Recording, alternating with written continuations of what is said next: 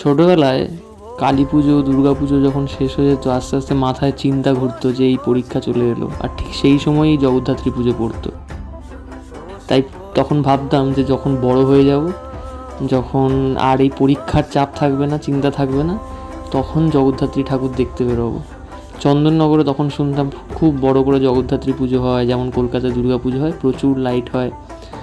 তো আগের বছর গিয়েছিলাম চন্দননগরে, কিন্তু এবছর আর যাওয়ার সুযোগ হয়নি। স্বাভাবিক, এখন বড় হয়ে গিয়ে এখন মনে হয় ছোটো অবস্থাতেই বোধহয় ভালো ছিলাম। এখন কাজের চাপ, আরও বিভিন্ন চাপে আর সবসময় সময় হয়ে ওঠে না আর কি। তো যাই হোক, এবছরের মতো তো জগদ্ধাত্রী পুজো শেষই হয়ে গেল। পরের বছর ইচ্ছা আছে আবার যাব মাকে দেখতে চন্দননগরে, তখন পারলে ভিডিও করব, একটা বড় ভিডিও। আসছে বছর আবার তাড়াতাড়ি এসো মা, আর সবাইকে শুভ জগদ্ধাত্রী পুজো।